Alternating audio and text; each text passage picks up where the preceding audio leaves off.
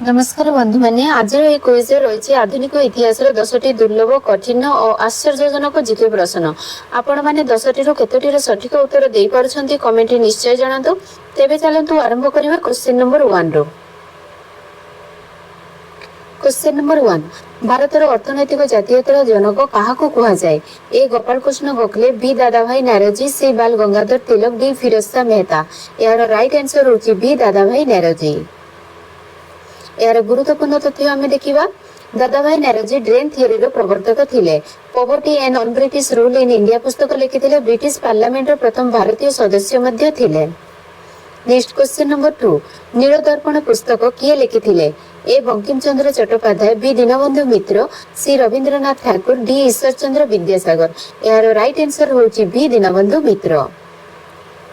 गुरुत्वपूर्ण तथ्य 1860 मसीह प्रकाशित होइथिला नील चाषी उपर अत्याचार को दर्शाए बंगाल साहित्यर प्रसिद्ध नाटक। Next question number 3 servants of India society किए स्थापन करथिले?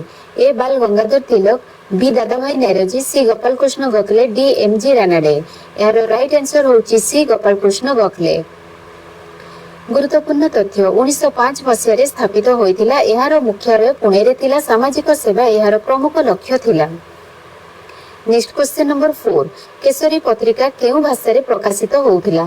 ए हिंदी, बी इंग्रजी, सी बंगाला, डी मराठी। यार राइट आंसर होची डी मराठी।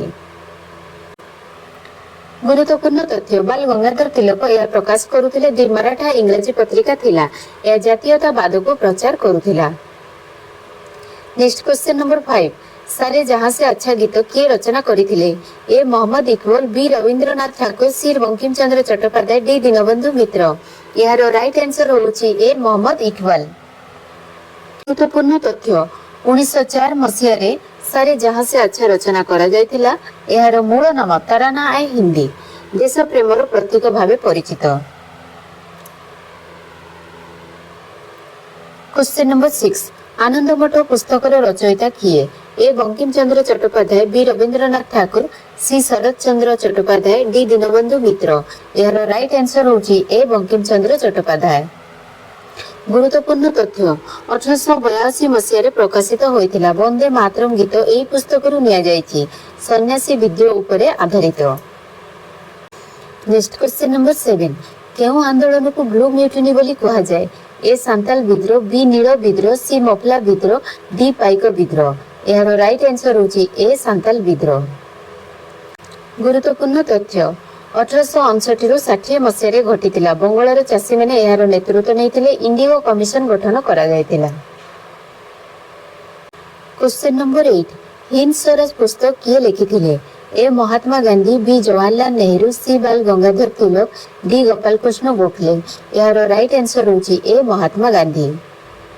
गुरुत्वपूर्ण तथ्य हिंद स्वराज 1909 मसीह लिखा जायतिला। गुजराती भाषा रे लिखा जायतिला। आधुनिक शब्दतर समालोचना करा जायछि। नेक्स्ट क्वेश्चन नंबर 9 भारत रे प्रथम थर पई जातीय पताका केउठारे उत्तोलन करा जायतिला? ए कलिकता, बी लाहौर, सी पारसी बागान कलिकता, डी मुंबई। यार राइट आंसर होची सी पारसी बागान कलिकता। 1906 मसीह उत्तोलन करा जायतिला। एहाको कलकत्ता फ्लैग बोली कहा जाय। वर्तमानर त्रिरंगा ठारू भिन्न थिला। Next question number 10 India divided पुस्तक किए लिखिथिले? ए मोहम्मद अली जिन्ना, बी मौलाना आजाद, सी डॉक्टर राजेंद्र प्रसाद, डी जवाहरलाल नेहरू। यार राइट आंसर होची सी डॉक्टर राजेंद्र प्रसाद।